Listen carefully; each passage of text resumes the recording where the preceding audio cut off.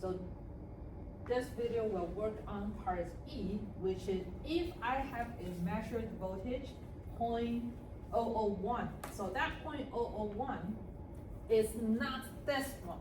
This is the standard.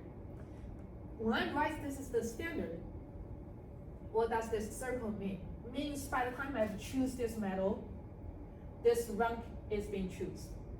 There's the gap between different metals. So the metals on our reduction table, once I choose, okay, I want iron, 3, I want the silver, okay, the gap between these two is being determined. However, when you really connect them into this voltage, this point whatever, 1, okay, point is the reading. Okay, when you just connect them, this reading will be this number. Ultimately, this E, okay, 0.001 will become 0, which is the reaction reach equilibrium. In my class, I showed a demo of Christmas tree. Initial, well, I just put them in. That's where it is. Finally, when all the silver precipitating out, that's equilibrium. Which means when it reaches equilibrium, this voltage will stop reading. A follow-up question. Can this reading be negative? It will not show up in a spontaneous one, because all of these are spontaneous. We said as long as your E is positive, it's spontaneous, which means your delta G should be negative. However, in today's class, this afternoon, we're going to show you how we make this negative. It's not by measure, it's we apply electron to it, forces to go back. That's called electrolyze. All right, so back to this one. I need E, so I have E, I have E cell minus, there are different ways, I think I'm using the Q. Okay, there's a simplified version of Faraday constant, which is 0.059Q, okay? Okay, number of electrons being transferred, there's only one electron, N equals to 1. So N equals to 1. It's become, okay, E is 0.001. Its standard is 0.0029.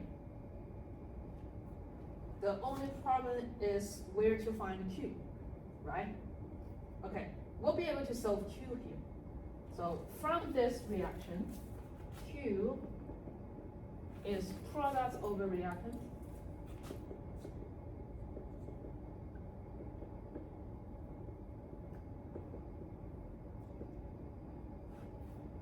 I do have concentration of each, which is 1.0 m. This one is 1.0 m. Q can be calculated from Nernst equation. Plug them in. You will be able to get the concentration of silver by 0.337.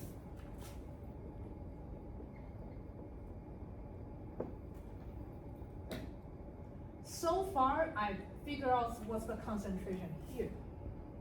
There will be an equilibrium just by silver and chloride. Okay.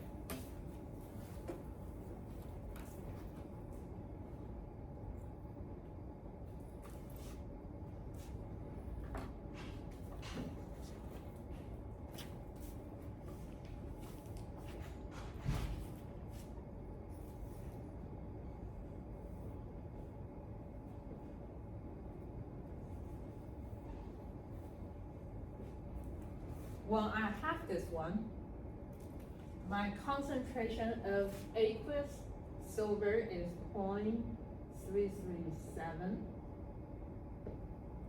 Ksp equals to concentration of silver times chloride. I think it's been provided, right? Yeah, 1.8 times 10 to the negative 10. So you will need to solve for the concentration of chloride. Oh, we're already in part F already. But anyway, I'll just solve for it. Okay.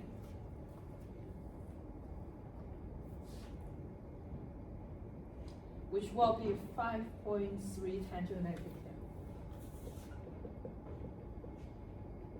10.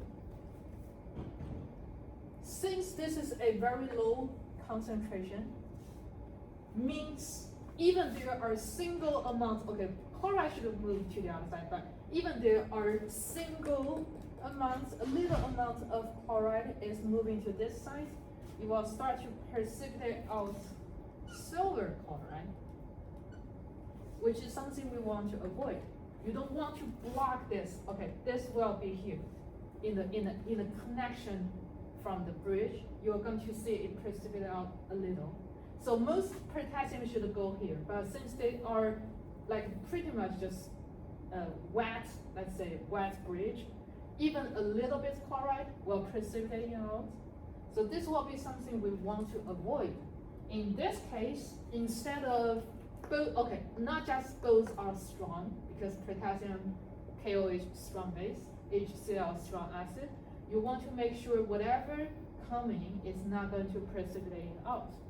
In this case, since chloride is the one who are precipitating out, we can change this into something will not precipitate with the silver.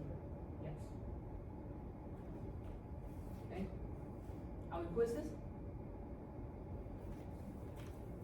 So we determine like whether or not to use the chloride, not Based because of on- the number, but because of the fact that it will precipitate. Yeah. Okay. Yes. So the problem is usually we, as long as it's strong, it's fine. But the problem is when you are going to precipitate with the ion, it will block the way it keep moving. So you are going to see precipitating here and here, and ultimately block the keep flowing of this anode.